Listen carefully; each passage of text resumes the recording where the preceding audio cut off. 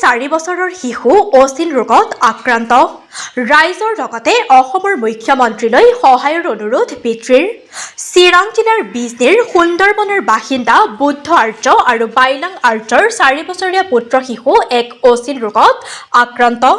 3 বছৰ ধৰি বিভিন্ন চিকিৎসালয়ত গৈ বৰ্তমান সৰ্বস্বান্ত পৰিয়ালটো।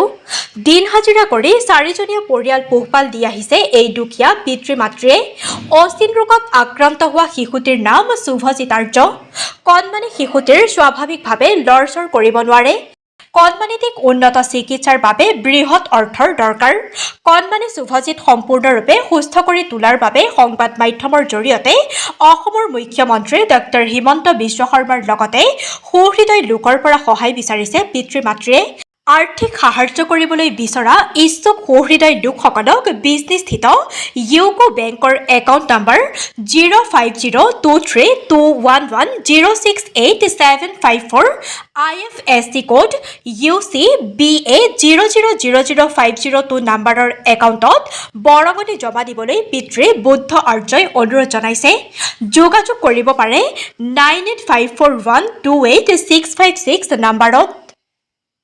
News desk Bijni first 24। আমার ছেলে 4 বছর চলছে তো চিকিৎসা মোটামুটি ধরো করেছি 4 বছর ধরে। ধরো আমি হাজিরা কাম করে খাই, আমার মতো অত সমর্থ নাই।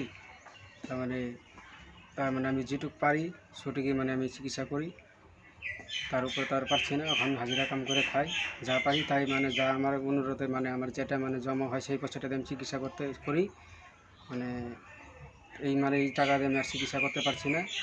দাদারা, বোনরা, যা দিদিরা, আপনারা যাতে আমার বাচ্চার জন্য কিছু একটা সাহায্য করতে পারেন। আপনারা অসমের মুখ্যমন্ত্রীকে আমি অনুরোধ জানাচ্ছি যাতে আমার ছেলেকে যাতে কিছু সহযোগিতা করতে পারে।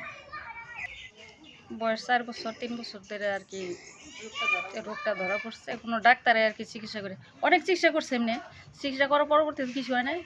তারপরে তো অনেক জায়গায় চিকিৎসাপাতি করলো, চিকিৎসাপাতি করার পরেও কিছু হলো না। এখন তো বাচ্চাটা ধরেন খালি ওর খাদ্য হিসাবে মাটি, তারপরে ধরেন কয়লা ময়লা এগুলা খুব খায়, আর হাঁটা চলা করতেও পারে না, কিছুই না। আধা ঘন্টা পর পর খালি খাওয়া, তো এইটুকুই। আর বাবা মা তো ধরেন দেখতেছেন অবস্থা নাই, দিন মজুরি করে খায়।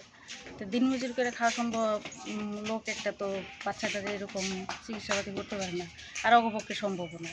যদি হয়তো আসামের সিএমএ যদি দয়া করে যদি বাচ্চাটার করে তাহলে হয়তো বাচ্চাটা পয়সা যাবো বা ফ্যামিলিটা একটু ক্ষতি করতে হবে। কিন্তু এইটুকুই আর কি।